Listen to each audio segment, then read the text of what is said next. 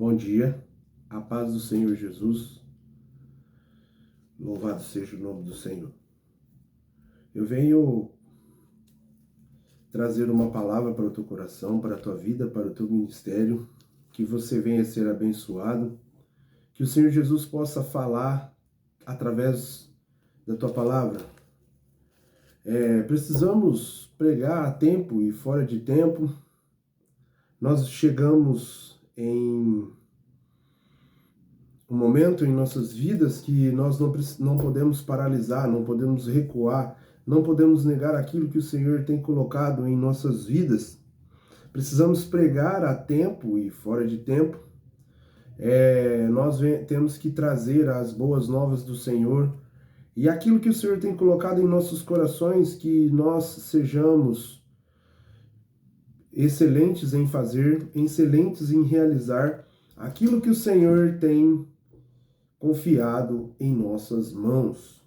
Pregue em tempo e em fora de tempo. Pregue no teu trabalho, evangeliza, faça a obra de Deus. Mateus 28:19, ide por todo mundo, pregai o evangelho a toda criatura, para que todo aquele que nele crê seja batizado e seja salvo. Amém? Vamos fazer uma oração. Soberano Deus, eterno Pai, Deus de Abraão, Deus de Isaac, Deus de Israel, Deus que deu seu único Filho em favor das nossas falhas, em favor dos nossos pecados, é este Deus que eu clamo nesta manhã, nesta tarde, nesta noite, enfim, independe aí o horário que chega essa oração até você. Em nome de Jesus Cristo, ó Pai, nós declaramos vida, nós declaramos bênção. Senhor, que se for para renovar, que o Senhor venha renovar, que se for, Senhor, para o Senhor fazer conforme a tua vontade, conforme o teu querer, que seja feito, ó Pai, em nome de Jesus Cristo. Assim nós te rogamos, nós te suplicamos, ó Pai. Senhor Jesus, nós queremos, ó Pai, a tua face, Senhor.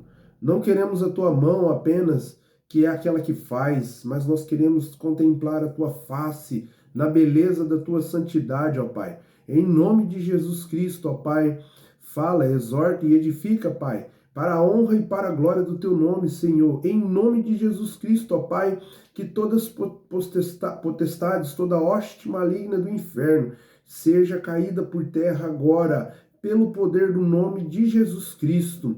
Nós concedemos a graça, a misericórdia através do Senhor e nós contemplamos a vitória através do teu nome, Jesus. Em nome de Jesus. Amém. Louvado seja o nome santo do Senhor Jesus. Sem muitas delongas, para o vídeo não ficar muito extenso, mas que seja apenas para a utilização da palavra. Este é o foco. Vamos adentrar na palavra do Senhor. Lá na carta de Paulo, primeira carta do apóstolo Paulo à igreja de Corinto, no capítulo de número 3, versículo de número 16 e 17. Eu gostaria de trabalhar nesse texto, nesses textos aqui citados. O 16 está relatado assim: não sabeis que sois santuários de Deus e que o Espírito de Deus habita em vós? 17. Se alguém destruir o santuário de Deus, Deus o destruirá, porque o santuário de Deus, que sois vós, é sagrado. Aleluia, glória a Deus, e louvado seja o nome santo do Senhor Jesus. O texto na qual aqui eu acabei de fazer menção, embora o contexto bíblico histórico vai relatar acerca da igreja, e a carta de Paulo é em referência à igreja direta para a igreja de Corinto, ela vai mostrar, embora que o apóstolo Paulo aqui, o assunto, o que está acontecendo aqui, o cenário na qual está relatada a carta, o que está acontecendo é que o próprio apóstolo Paulo agora vai ter que combater uma divisão que está acontecendo na igreja de Corinto, no capítulo 3, que ali também vai estar a própria carta, o próprio apóstolo, ele vai falar acerca que alguns estão dizendo que são de Paulo, outros estão dizendo que são de Apolo. Então ali o próprio, um pouco, versículos antes também vai dizer que o próprio apóstolo vai dizer aos coríntios que ele nem vai dar o alimento que é sólido, porque os próprios irmãos desta igreja estão vivendo segundo as vontades e está tendo partidos dentro da igreja, onde ocorre também uma divisão, que na qual agora ele está combatendo e também está falando acerca de que o que eles estão fazendo agora, isso vai refletir no mundo espiritual, de forma que eles não podem receber algo da parte de Deus que seja um alimento, ou seja, a palavra, um alimento sólido. Agora já não, eles estão no leite, como o próprio apóstolo diz. E também há discussões entre eu sou de um e eu sou de outro. Mas o texto na qual eu acabo de ler, eu entro nesse contexto porque para não se tornar uma heresia na qual eu estou tentando passar. É isso que está acontecendo no capítulo 3. Embora o que eu gostaria de trabalhar está relatado no versículo, no mesmo capítulo 3, no versículo 16, está relatado que o apóstolo Paulo, ele nos dá uma referência, ele nos revela algo que quando nós adentramos e começamos a aprofundar, se nós não estarmos atentos, nós passamos despercebidos e isso passa aos nossos olhos uma revelação riquíssima e maravilhosa que o apóstolo Paulo ali está trazendo diante de todo esse contexto. No versículo de número 16, do capítulo 3, na qual eu acabei de fazer menção, está relatado assim: não sabeis que sois santuário de Deus e que o Espírito de Deus habita em vós. É onde eu quero trabalhar. Eu, você, somos santuários de Deus. E eu gostaria um pouco de adentrar neste assunto e trabalhar em cima deste assunto, e que, assim como o Pai revelaste ao meu coração acerca deste assunto, eu gostaria de tentar dissertar ele de uma forma, da mesma maneira que Deus tem colocado no meu coração, que eu venha saber passar isso e que você pode ser abençoado em nome de Jesus. Amém? O versículo de número 16, da qual eu acabo de falar aqui, ele está falando acerca de que o nosso corpo, essa matéria física, é santuário de Deus. Algumas traduções vai dizer tabernáculo, algumas traduções vai dizer santuário, como a minha disse, e algumas traduções vai dizer igreja, santuário e por aí vai, onde a tradução vai dizer e vai falar a mesma coisa, o mesmo sentido. Estamos falando do mesmo assunto, da mesma situação. E nada melhor do que adentrar ali em Gênesis, no capítulo 3, no versículo de número 21 em diante, eu gostaria de trabalhar. Versículo 21. Quando Deus, antes do 21, em Gênesis, quando Deus cria o homem, cria a mulher, ele faz para a sua glória e para o seu reino, ele cria o homem à sua imagem e semelhança, para que o homem, mesmo sendo filho, viesse administrar todas as coisas que Deus havia feito. Dominai a terra e sujeitai a terra.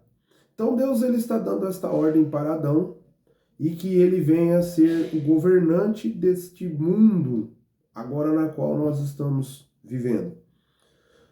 Quando Adão ele peca, ele cai, logo que a glória de Deus ela sai, logo ele percebe que está nu. Por quê? Antes da queda, havia uma glória que o envolvia. E esta glória era a glória que cobria o seu corpo, era a glória de Deus. Agora, logo que ele erra, que ele peca, ele perde essa glória que se afastara dele, e agora ele logo também, ele percebe que está nu. E logo que ele percebe que está nu, que ele se alimenta do alimento do conhecimento do bem e do mal, então agora ele perde a inocência e agora ele passa a ter domínio e consciência do bem e do mal. Então agora, ali no capítulo 21, até porque mesmo perdendo a sua inocência, agora ele vai querer tampar essas falhas, tampar essa nudez, essa vergonha, com folhas de figueira. A Bíblia vai dizer. No capítulo 3, do versículo 21, Deus, então, ele sacrifica um animal e confecciona peles de peles de animais no plural, e ele então veste a sua nudez. O homem por si só, ele não consegue se salvar.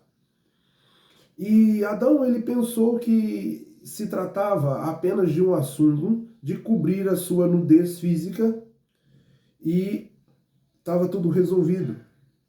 Mas havia algo muito mais profundo e muito mais importante que envolvia todo esse cenário, que era a parte espiritual na qual ele não poderia ser aceito sem a remissão de sangue, sem a remissão dos pecados, sem a remissão pelo sangue, que é a remissão dos seus pecados, das suas falhas, para que fosse aceito. Agora a morte, ela passa a fazer parte da vida de Adão. Então, como a morte passa a ser parte da vida de Adão, agora, para que ele seja aceito, Deus então sacrifica o primeiro animal. Deus vai sacrificar o animal. De onde saiu as peles dos animais? Tudo que Deus criara fora perfeito, vamos pensar. Fora perfeito, e tudo que Deus criou foi perfeito e nada era fora do seu lugar, pois Deus é organizado. Agora Deus o pecado do homem, Deus agora vai ter que sacrificar um animal, já houve uma desordem, onde agora, pelo derramamento do sangue, que o homem fosse aceito. No 22, o homem perde a inocência. Aquela inocência que Jesus, lá em Mateus, ele vai falar acerca das crianças, que o reino de Deus é semelhante para entrar no reino dos céus tem que ser semelhante a uma criança, porque é inocente, a inocência que Adão perdera no jardim. Enfim, no 23, lança o homem fora. Quando Deus lança o homem fora, as pessoas não entendem isso. As pessoas às vezes pensam que Deus é um Deus mau, um Deus ruim, porque lançou o homem fora, mas ali já havia um plano de salvação. Por quê? Porque quando Deus lança o homem fora, Deus logo, com a sua sabedoria, ele já está pensando com a sua graça, com a sua misericórdia, na salvação da humanidade, no reparo deste erro. Apocalipse 13, capítulo 13, versículo de número 8, vai dizer que o Cordeiro de Deus, ele fora imolado antes da criação, da fundação do mundo, de tudo que existe. Então ninguém pega Deus de surpresa. E ali então, agora o homem é expulso. No capítulo 24, Deus coloca querubins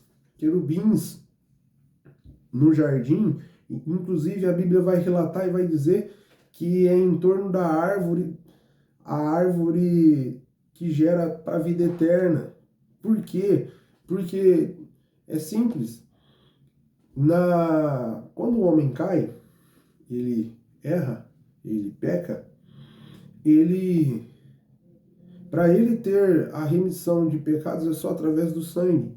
Assim como a nossa matéria física, nós precisamos ser aceitos por Deus através da remissão através do sangue. Então, a nossa diferença entre nós e entre Satanás e os demônios é que eles viviam em um mundo espiritual. Para eles não tem perdão de pecados. Agora, porém, para nós, agora Deus, com sua infinita misericórdia, para que nós não perdêssemos, Deus vai tirar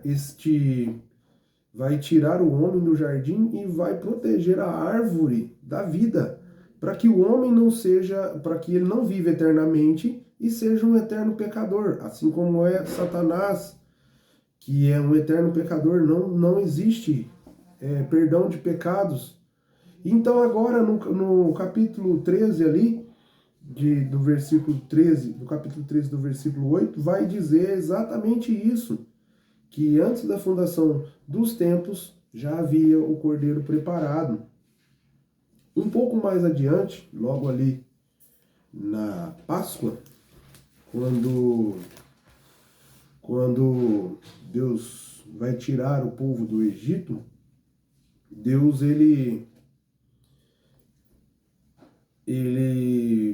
capítulo 12, 11, 12, 13 de Êxodo, quando ele vai tirar o povo da terra da escravidão, isso tipifica o que aconteceu com o que está no mundo espiritual acerca de Apocalipse no capítulo 13. Por quê? Porque quando as pessoas vêm para a igreja, elas vêm e elas não entendem que a partir do momento que ela nasceu, ela já havia para ela um cordeiro que fora imolado sem ela ter o conhecimento. Assim é na igreja. Quando nós chegamos no capítulo 11, 12 e 13 de Êxodo, na instituição da Páscoa, o Senhor Deus, ele institui a Páscoa para tirar o povo daquela terra. Logo que a terra do Egito agora ela simboliza o mundo em que nós não somos dele. O mundo que o povo, a nação de Israel, não era daquele território. E agora Deus vai instituir a Páscoa para que este povo saia do Egito através de um cordeiro. Assim é na igreja. Quando nós estamos no mundo, nós não entendemos, nós não temos discernimento que já houve um cordeiro. E aí nós somos criados até a consciência ou até que alguém venha trazer as boas novas de Jesus para que nós o aceitamos, que ele já nos aceitou antes da fundação do mundo, que já havia esse cordeiro. Agora, quando nós passamos a ter ciência de tudo isso que acontece, que está acontecendo, nós vamos aceitar o cordeiro para sair do Egito, assim como foi aquela nação de Israel. Quando Deus ele institui a Páscoa, Deus pede para que Moisés e todo o povo de Israel imolem para si um cordeiro de um ano, macho sem defeito, que eles adentram as casas e passam nos umbrais das portas o sangue do cordeiro. Ali tipifica a salvação, o planejamento de Deus da salvação para toda a família, para a tua casa.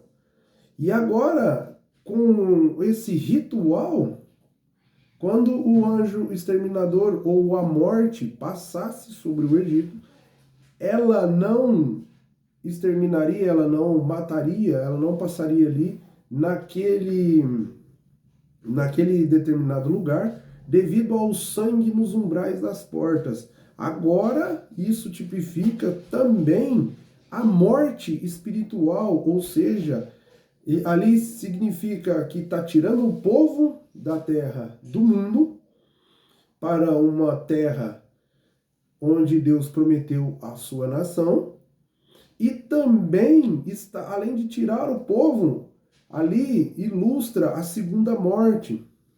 A segunda morte que, quando nós saímos dessa matéria, desse corpo físico, haverá uma segunda morte. E quando a morte for passar, como a Bíblia diz, que a morte vai ser o último inimigo que nós vamos vencer, a ser vencido. Então, quando a morte passar, ali vai ilustrar a segunda morte. Quando a morte passar e ela ver a marca do cordeiro, a marca do sangue, ela não tem domínio sobre a segunda morte. Agora o povo de Israel, voltamos aqui, tiramos a aplicação, voltamos aqui. Agora o povo de Israel vai sair da terra do Egito. E o plano de Deus é que o povo do Egito sai, o povo de Israel saia do Egito e que eles têm um plano de cultuar a Deus por três dias e logo assim entrar na terra de Canaã, a terra que mana leite e mel.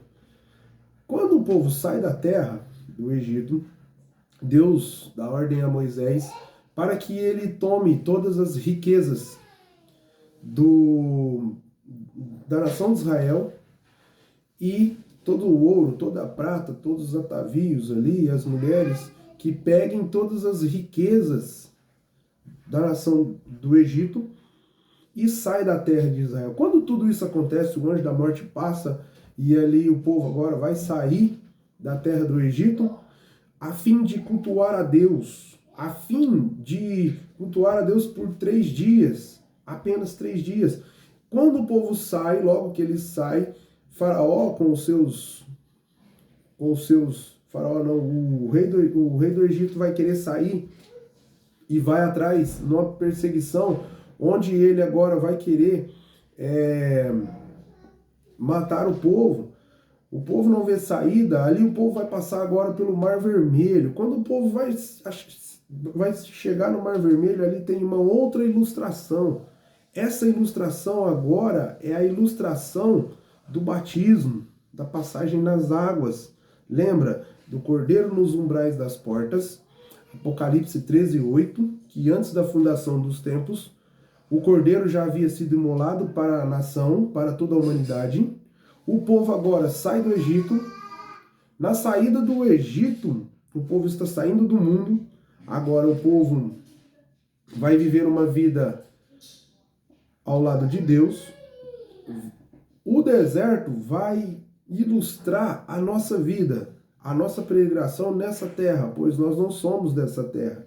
Nós não somos desse mundo, assim como Jesus disse.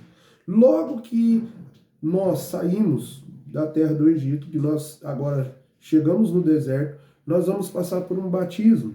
O batismo é a passagem pela água, é a lavagem. Agora, você vai ser lavado pelo batismo, ou seja, a passagem do povo pelo Mar Vermelho. Vê como que as coisas que Deus, tudo que esse povo viveu, ilustra a nossa vida cristã. Vê como que tudo é sombra das coisas que viriam, das coisas que aconteceram com eles e que hoje acontecem na nossa vida. Vê como que a Bíblia, a palavra de Deus, ela é maravilhosa. Agora o povo passa pelo Mar Vermelho. O que é bênção para o povo de Deus, para a nação escolhida, para o mundo é maldição. Logo você percebe que as coisas que são para nós cristãos é bênção. As pessoas que não são e que são do Egito, que são do mundo, é maldição. O apóstolo Paulo fala muito bem isso, que para os gregos é loucura, e para os judeus é loucura, e para os gregos é heresia, e por aí vai.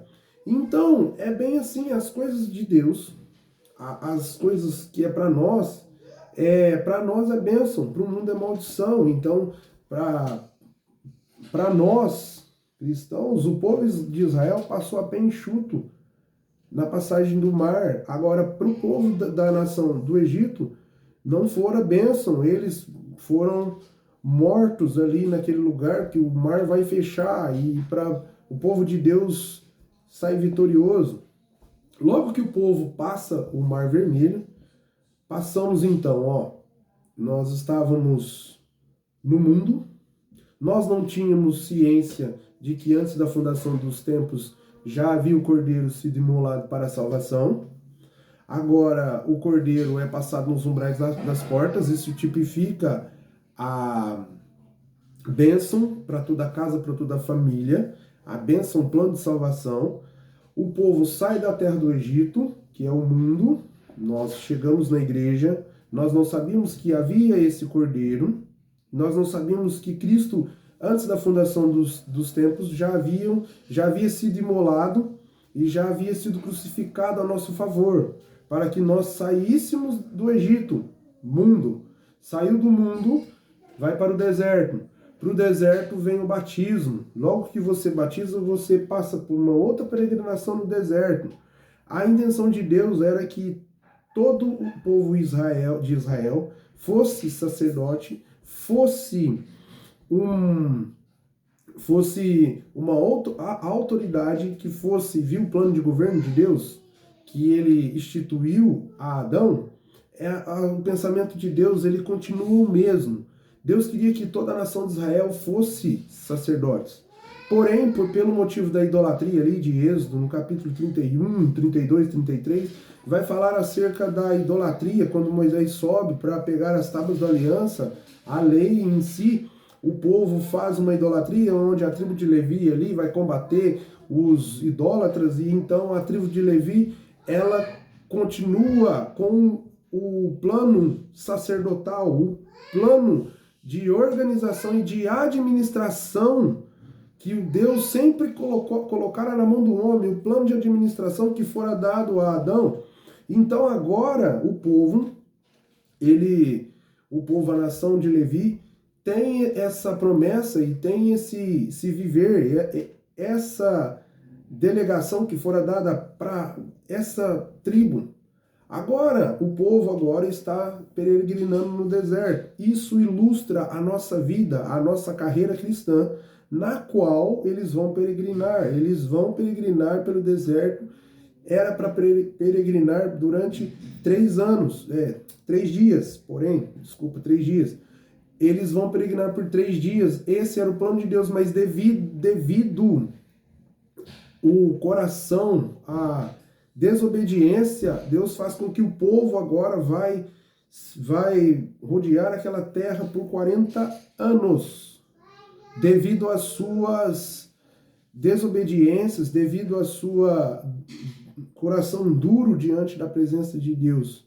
E agora então eles peregrinam por 40 anos no deserto. Aquele povo que foi o povo desobediente, eles não adentram a terra, apenas Josué e Calebe, que foram os únicos que não se desviaram da presença de Deus.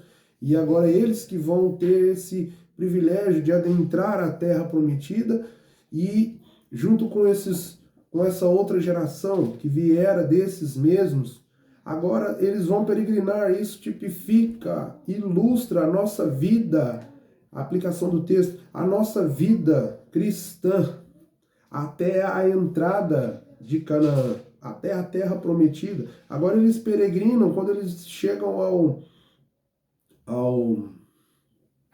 ao Rio Jordão, eles agora vão ter que entrar na terra prometida. E interessante que durante esse período de peregrinação, essa parte onde nós adentramos, o Deus agora vai instituir a Moisés, vai mostrar para Moisés que era necessário uma casa, um tabernáculo, uma tenda, que era feita de tenda, e ele vai então dar a ilustração, vai mostrar para Moisés o que havia no céu, que era para ser feito, instituído na terra. Então Moisés agora vai passar a fazer o tabernáculo, ele vai então fazer conforme as ordenanças de Deus. Interessante que quando chega na parte do tabernáculo, é aqui que eu gostaria de associar com o santuário de Deus. Isso daqui é muito maravilhoso, é tremendo da parte de Deus. Isso é para enriquecimento do seu ministério, da sua vida. Quando Deus chama Moisés e ele vai instituir o tabernáculo, a tenda da congregação, ele chama Moisés e mostra o céu para Moisés, e mostra o tabernáculo celeste, e pede para que Moisés faça tudo conforme o modelo da que ele viu lá no céu. E aqui é onde chega a riqueza. Por quê? Como o tabernáculo ele era feito Antes de adentrar ao tabernáculo, era necessário que o homem fosse aceito antes de adentrar esse tabernáculo agora que Deus pede para que Moisés faça.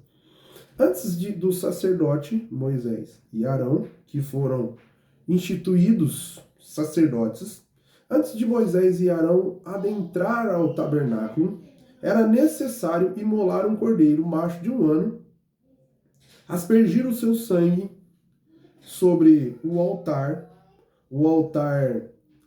que era o altar dos holocaustos. Eles colocavam a mão sobre aquele animal, imolavam seu sangue e apresentava a Deus antes de adentrar ao tabernáculo. Ou seja, antes de nós adentrarmos a presença de Deus, nós precisamos de um cordeiro. Ilustração de Jesus. Passamos do tabernáculo, existia o pátio ou átrio, que era a parte externa do tabernáculo. Eles adentravam, logo que eles entravam no pátio, havia uma pia ou bacia de bronze, na qual eles faziam a lavagem, ou seja, tipificando o batismo. Logo que eles adentravam, haviam 2 cômodos que eram cobertos, agora não era mais parte externa, agora era interno. Eles adentravam no santo lugar. Logo que eles adentraram no santo lugar, haviam ali a mesa dos pães da proposição e o candelabro ou menorá, que era uma peça de 7 hastes, que havia ali o fogo de Deus, que foi Deus que acendeu aquele fogo daquelas hastes que eram colocados os azeites, e o fogo ele não poderia apagar, a luz não poderia apagar. Isso era função do sacerdote, e qualquer sacerdote poderia entrar no santo lugar. Então, a função, o trabalho na casa, no santo lugar do sacerdote, que ali era só, ali os sacerdotes poderiam entrar nesse cômodo, nesse quadrado, onde era coberto pela tenda, e eles ali não poderiam deixar de colocar o azeite que sustentava o fogo. O azeite logo tipifica o Espírito Santo de Deus, e o fogo ali, a luz não poderia se apagar. Isso tipifica o nosso ministério.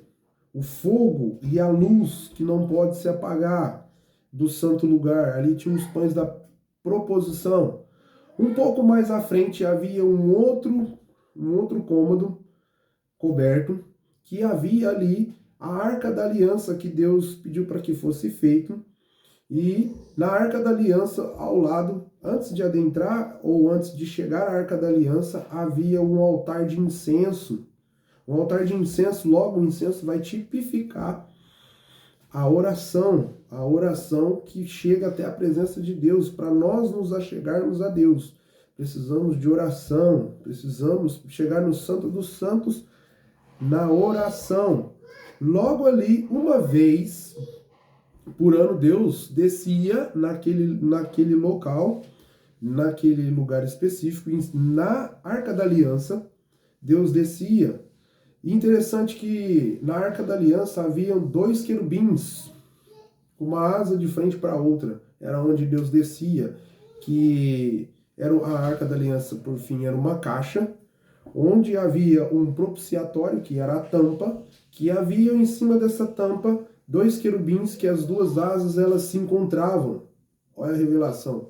Lembra de Gênesis no capítulo 3, onde eu disse que haviam 2 querubins que foram colocados ali no capítulo 3, versículo 24, que esses querubins eles ficaram para guardar a árvore da vida? Então é onde Deus descia, onde havia essa diferença, ali está ilustrando.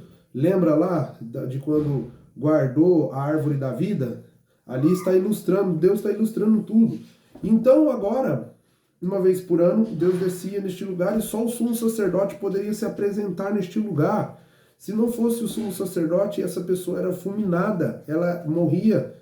Lembra dos filhos de Arão que foram mortos, fogo estranho? Enfim. Logo que eu passo agora no tabernáculo, agora eu quero ilustrar isso daqui que fica muito mais lindo ainda. Nós somos santuários de Deus. Como eu li ali em 1 Coríntios, no capítulo 3, versículo 16. Presta atenção. O nosso corpo, ele é constituído de corpo, átrio, parte externa, parte física, alma, certo? Alma, que é a parte espiritual, que é a parte de dentro. Lembra do santo lugar? A alma, lá no santo lugar. E nosso corpo também, ele é instituído por espírito. Existe um espírito em nós, que é o Espírito de Deus, logo fôlego, que é aquele espírito que vai voltar para Deus. Lembra? Do pó viestes, Eclesiastes 12. Do pó viestes ao pó tornarás. O pó, que é a nossa matéria, volta para a terra. E o espírito que é de Deus volta para Deus. Esse espírito aqui está falando do espírito fôlego de vida.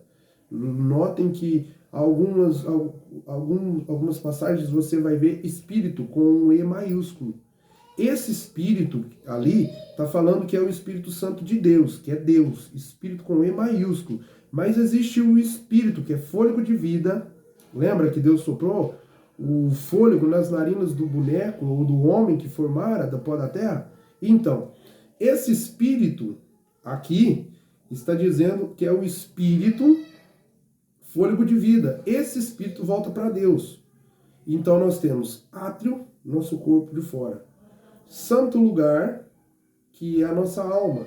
A alma é a consciência, é onde é guardado todos os sentimentos, tudo que é guardado e depositado na alma. Consciência. A alma é a consciência. Então aí nós temos o Santo dos Santos, ou lugar santíssimo, que é onde está o Espírito. No átrio, presta atenção, no átrio, que é a parte externa, nosso corpo físico, antes de adentrar, tem que ter um cordeiro na porta, que é o cordeiro do holocausto para a aceitação de Deus. Porque todo pecado, toda falha era transferida para este animal. Então nós, corpo, esse santuário que eu estou definindo para você, quando o Espírito de Deus, ele olha, ele tem que ver o cordeiro na parte de fora, na parte externa, para ser aceito, para que o homem seja aceito, para que haja relação com Deus, que é o Espírito Santo. Agora Deus vai ver este cordeiro, logo que ele vê este cordeiro, ele vai adentrar, vai passar pelo átrio, que é o nosso corpo externo. Ele vê o cordeiro, aí ele vai entrando, aí ele vê o batismo, que é a lavagem da bacia. Logo que ele entra agora, ele vai adentrar o santo lugar, que é a nossa alma, onde ali na nossa alma tem que ter os pães da proposição, que é a palavra, que é o alimento diário de Deus, na qual os sacerdotes trocavam os pães. Também vai ter os 7 espíritos da igreja, que está em Apocalipse, que é o candelabro, um candelabro de 7 hastes com o azeite, que é os 7 espíritos de Deus, que vai falar acerca das 7 igrejas de Apocalipse. Logo que o Espírito passa, Deus está passando. Ele entrou, ele viu o cordeiro. Para ele entrar, ele tem que ver o cordeiro, que é Jesus. Aí vem o Espírito, ele entra na alma, santo lugar. O santo lugar, Deus vai passar. Aí quando Deus chega no santo dos santos, que é o Espírito, ele vai até o santo dos santos, que é o Espírito, que é aquele Espírito que eu te falei que não é a Deus, que é fôlego. Ele vai até o Espírito, que é o nosso corpo. Quando ele chega no Espírito, ele entra, logo ele vê o altar de incenso, que era depositado que é depositado as nossas orações. Logo que ele passa, logo que ele passa, ele vai até a Arca da Aliança. Ele vai até a Arca da Aliança. Logo que ele adentra a Arca da Aliança, ele vai ver, lá vai conter as tábuas da lei, dentro da Arca da Aliança, que fora dada a Moisés no Monte Sinai. Logo ali vai ter O maná, que é o pão, a provisão de Deus que fora dada no deserto, está lá no Espírito, a provisão de Deus, no Espírito. Logo que ele vai um pouco mais ali dentro da arca da aliança, também tem a vara de Arão que florescera, que é o chamado sacerdotal. A palavra de Deus é muito linda. Ali, quando Deus, uma vez por ano, ele descia, e quando ele descia, ele se assentava nos querubins. Lembra lá de Gênesis 3? Gênesis 3, no 24, que vai falar acerca dos querubins. Deus se assentava e ele falava com o sumo sacerdote. Então ali, aqui, se fosse para parar aqui, já está ótimo, porque eu fiz tudo isso só para chegar aqui, só para chegar no tabernáculo. Você é o santuário de Deus, você é tabernáculo de Deus.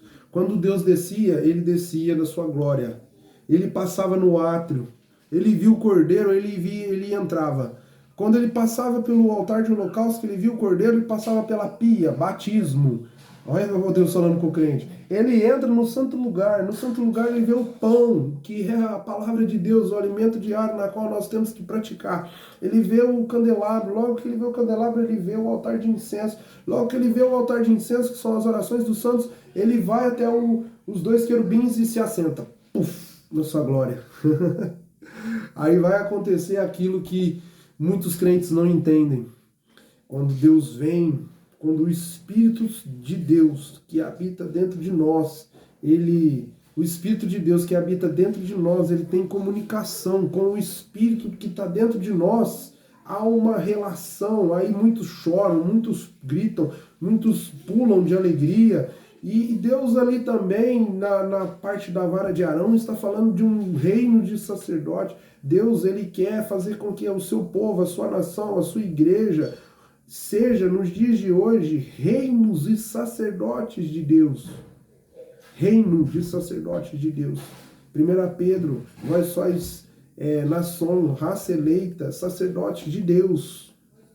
Logo que o povo agora, eu falei do tabernáculo terrestre, logo que o povo agora vai passar, deixa eu correr aqui que tá ficando extenso, mas é maravilhoso demais. Logo que o povo vai passar, e vai passar o Rio Jordão, é necessário que eles peguem a Arca da Aliança, a presença de Deus, e joga e põe à frente, vai à frente dos sacerdotes, dos levitas, e é colocado no Rio Jordão. Agora a água vai abrir de novo e eles vão passar a pé enxuto.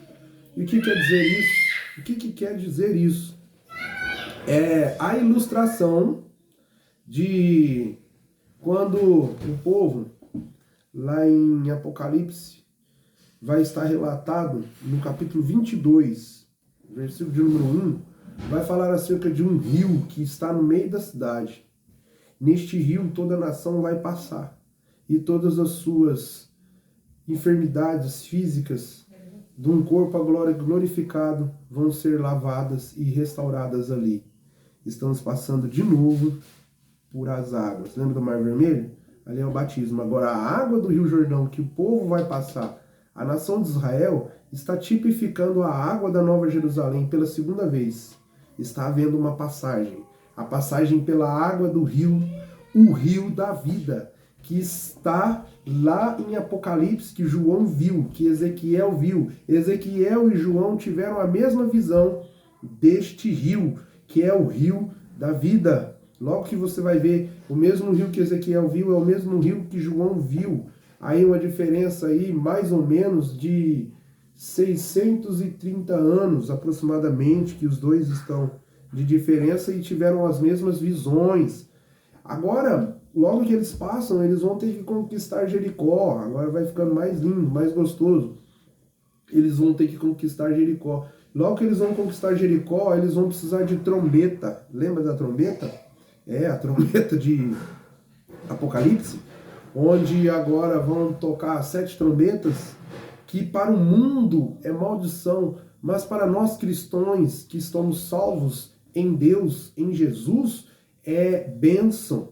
A trombeta, o tocar da trombeta, o apóstolo Paulo lá em 1 Coríntios, do capítulo 15, dos 50, 54, 55 para frente, ele vai falar o ressoar da trombeta, que os que ficarem vão ser glorificados, os que estão mortos serão ressuscitados para a vida. Lembra de Êxodo, no capítulo 11, 12, que a morte não vai ter poder sobre os cristãos, sobre o sangue nos umbrais? Quando a morte vê a marca do cordeiro que foram feitas lá nos umbrais das portas, agora o apóstolo Paulo está dissertando acerca, está falando que os que estão mortos, ou seja, não vai sofrer a segunda morte. Lembra da ilustração lá da Páscoa?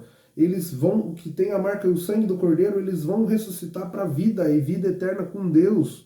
Agora, o que é maldição para o mundo, que é o suor da trombeta, para nós é bênção. Agora, os que estão vivos serão transformados e arrebatados para o Senhor. Aqueles que têm o Espírito da vida, que Jesus disse em João, que é o Espírito da vida que o mundo não pode receber. Por que que o mundo não pode receber? Porque não foi aceito, não aceitaram o Cordeiro para a salvação, para a remissão e para o estabelecimento do seu reino. Agora, a parte mais linda também, que em Romanos, ali no capítulo, eu deixei até preparado aqui, Romanos 8:11, está relatado que o mesmo Espírito, o apóstolo Paulo estava escrevendo aos Romanos capítulo 8:11, capítulo 8, versículo de número 11, ele está falando acerca ele está dando ali uma passagem onde ele fala acerca da ressurreição de Jesus, que o próprio Espírito, que é o Espírito Santo de Deus, ele ressuscita Jesus dos mortos. Conosco não vai ser diferente. O Espírito que habita dentro de mim, ele vai me ressuscitar para a vida. E para ter o Espírito é necessário ter o Cordeiro. Para ter o Espírito é necessário ter o Cordeiro, é necessário ter Cristo. Por isso que sem o Cordeiro, que sem Cristo, é impossível a salvação. Por isso que Jesus disse, eu sou o caminho, a verdade e a vida. Ou seja, ele é o caminho para a vida. Que vida? Vida eterna. Eu sou a verdade, ou seja, a verdade dessas coisas na qual eu estou dizendo, que a Bíblia está falando. Porque sem o Cordeiro é impossível a vida eterna. É impossível. Você precisa estar ligado ao Cordeiro e você precisa ser o tabernáculo de Deus. O tabernáculo onde Deus habita. Lembra? Átrio, santo lugar e santo dos santos. O Espírito passa pelo átrio, vai no santo lugar, que vai para o santo dos santos. Quando o Espírito de Deus, que é o Espírito que está em nós, que testifica com o Espírito de Deus, aí sim o crente pula, rodopia, sapateia. Lembra que quando João Batista ele está pregando, ele fala assim, ó, eu vos batizo com água, mas após mim virá aquele que vos batizará com o Espírito Santo, que está relatado lá em Atos, na descida do Espírito Santo, que os irmãos agora recebem o batismo com o Espírito Santo, recebem o Espírito Santo. Então é exatamente isso. João limpou, lembra lá do átrio, a parte externa, onde João limpa ali, prepara o caminho, ele limpa, ele faz a lavagem, que é o batismo, que simboliza a lavagem. Logo que depois do batismo, aí vem Jesus, que é Jesus é o sacerdote que imolou o cordeiro. Jesus é o cordeiro que o sacerdote imolou. Agora, Jesus é o Espírito que entra no templo e que testifica com o Espírito que está no templo. Jesus, ele é o centro de tudo na nossa vida. Logo que Jesus ele entra e o Espírito que está em nós testifica com o Espírito que está entrando em nós, ali há um renovo, ali há a comunicação com Deus. E quando Jesus, que é o Cordeiro, na cruz do Calvário, eu não poderia deixar de falar isso aqui, ele se entrega na cruz e ele então se entrega à morte, porque a morte não tinha poder sobre ele. Então agora, o véu do templo agora se rasgou.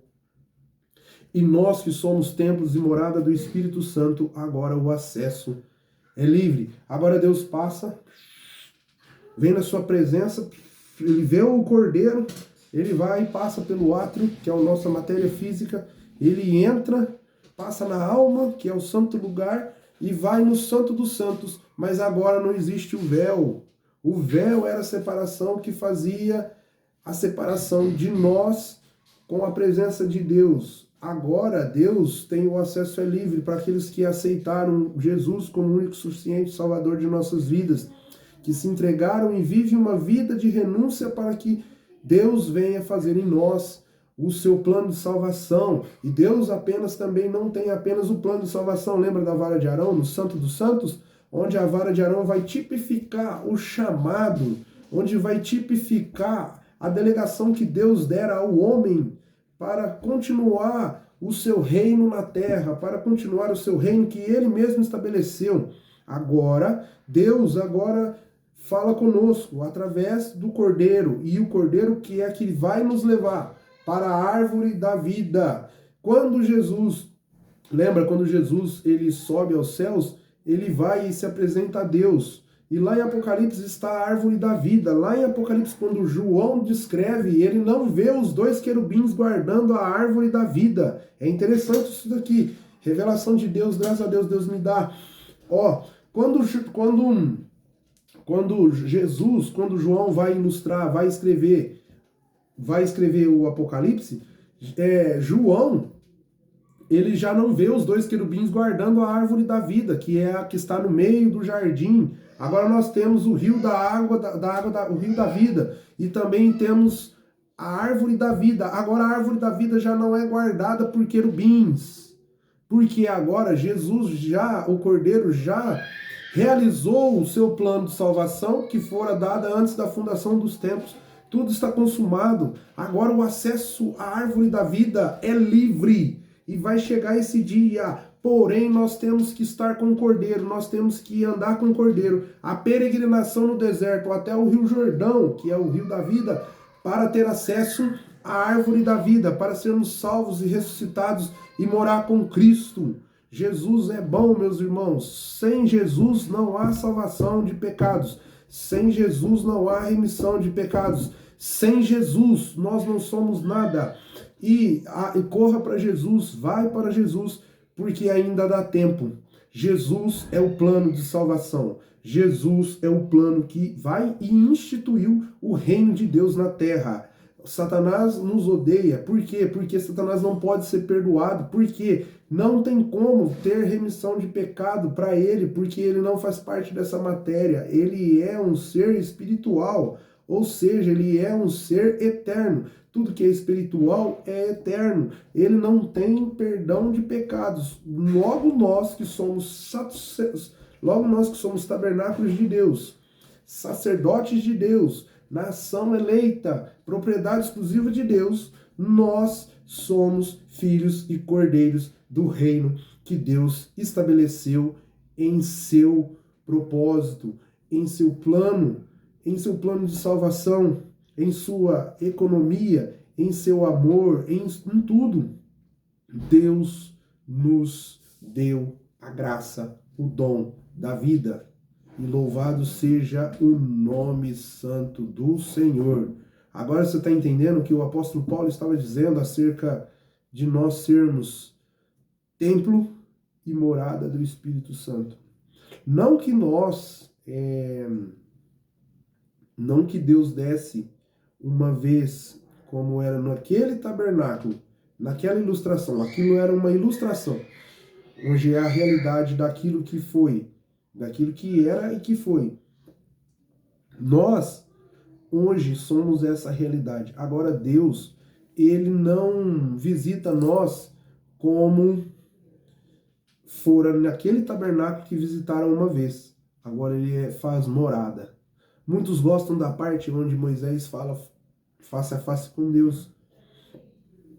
Mas Moisés pode estar nos assistindo e ele pode estar nos vendo.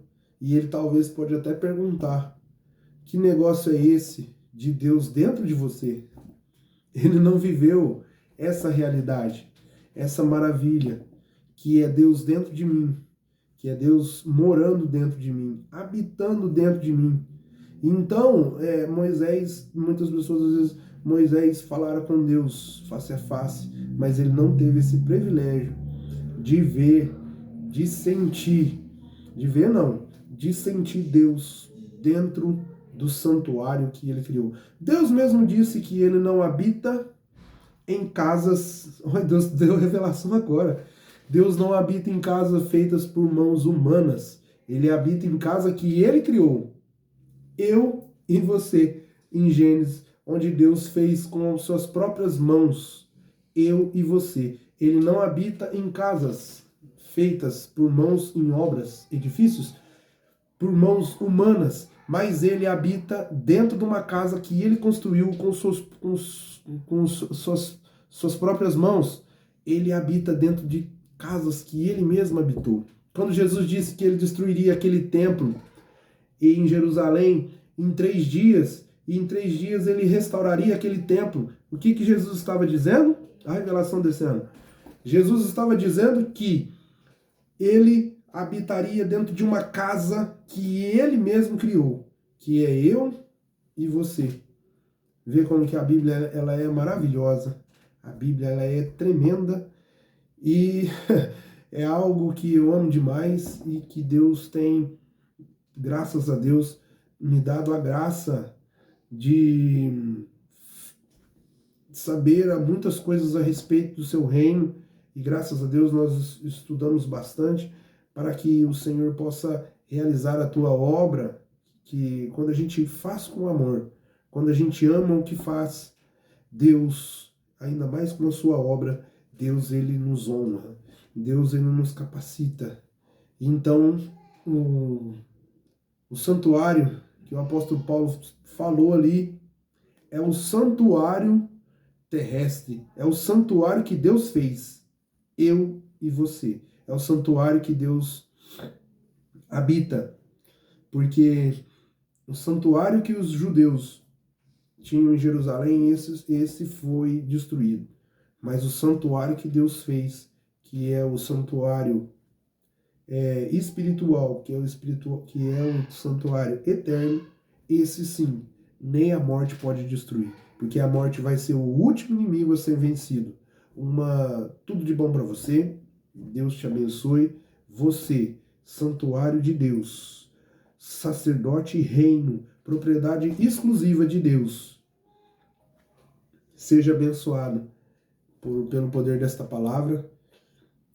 Não quero tomar mais tempo, porque o vídeo já está estendendo muito. E louvado seja o nome do Senhor. Era isso que Deus tem no meu coração. Já está um bom tempo aí no meu coração. E que eu gostaria de explanar ele. E hoje eu estou muito grato, muito feliz por ter feito o que Deus quis, o que Deus queria. E louvado seja o nome do Senhor. Glória a Deus. Deixa Deus te usar na terra. E faça com amor que Deus vai te honrar. Você é santuário de Deus. 1 Coríntios 3, capítulo 3, versículo 16. Eu li o 17, mas o 16 vai falar acerca do santuário de Deus. Você é casa de Deus, habitação de Deus. Seja abençoado pelo nosso Senhor e Salvador Jesus Cristo. Louvado seja o teu nome. E eu fico por aqui. Graças a Deus. Amém? Louvado seja o nome do Senhor Jesus.